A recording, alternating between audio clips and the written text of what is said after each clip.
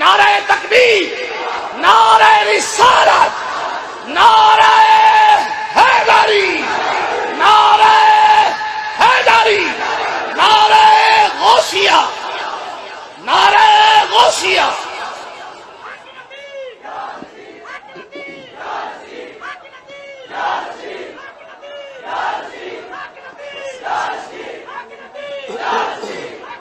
بسم اللہ الرحمن الرحیم، ایاک نعبد و ایاک نستعین۔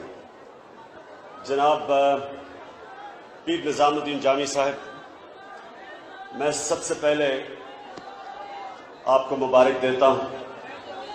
یہ جو انٹرنیشنل ختم نبوت کی جو آپ نے کانفرنس کی، مبارک ہو آپ کو کہ کبھی بھی مجھے اندازہ نہیں تھا کہ ایک ہی جگہ میں اتنے زیادہ عالم اور مشائخ آئے ہوں، اور انٹرنیشنل کانفرنس باہر سے بھی لوگ آئے، تو آپ کو آج میں مبارک دیتا ہوں۔ میں آج یہاں ایک سیاستدان کی طرح شرکت کرنے نہیں آیا، ایک مسلمان کی طرح آیا ہوں۔ اور اگر اس ایشو کو ہم سیاسی بنانا چاہتے تو جب لوگ سڑکوں پہ نکلے تھے تو ساری ہماری جماعت کی طرف سے پریشر آ رہا تھا کہ ہم بھی سڑکوں پہ نکلیں، کیونکہ لوگوں نے کہا یہ سیاسی نہیں، ہمارے دل کی بات ہے، ہمارا عقیدہ ہے۔ تو میں نے صرف لوگوں کو اس لیے روکا کہ میں ایک دینی مسئلے کو سیاسی مسئلہ نہیں بنانا چاہتا تھا۔ میں پھر سے جامی صاحب، میں پھر سے آپ کا شکریہ ادا کرتا ہوں کہ مجھے آج یہ موقع ملا یہاں آنے کا۔ میں دو چیزیں کہنا چاہتا ہوں۔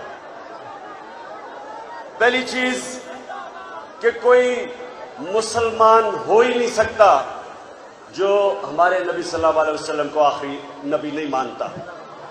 دوسری چیز کہ اصل میں اللہ میں ایمان آ ہی نہیں سکتا جب تک نبی صلی اللہ علیہ وسلم کا عشق انسان کے دل میں نہیں ہوتا۔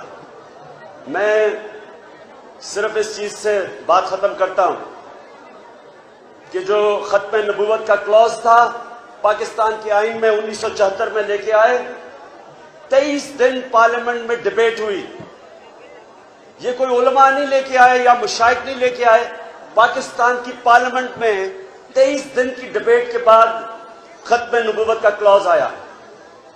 ساری قوم یہ پوچھنا چاہتی ہے کہ کون تھا اس کے پیچھے، کیا وجہ تھی، کیا وجہ تھی کہ یہ آئین کے اندر امینڈمنٹ کرنے کے لیے اور کلوز نکالنے کے لیے، چینج کرنے کے لیے کیا وجہ تھی؟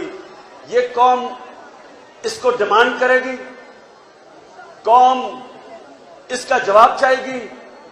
اس کے لیے جتنی بھی دیر ہوگا اس حکومت کے لیے مشکل ہوتا جائے گا جب تک اس کا جواب نہیں دے گی۔ میں پھر سے جامی صاحب آپ کا شکر گزار ہوں کہ آپ نے مجھے آج موقع دیا یہاں آنے کا، اور اتنی زبردست محفل میں۔ میں تو ایک چھوٹا سا آدمی ہوں، اتنے بڑے بڑے عالم اور مشائخ کے سامنے مجھے پہلی دفعہ موقع ملا۔ میں آپ کا شکریہ ادا کرتا ہوں۔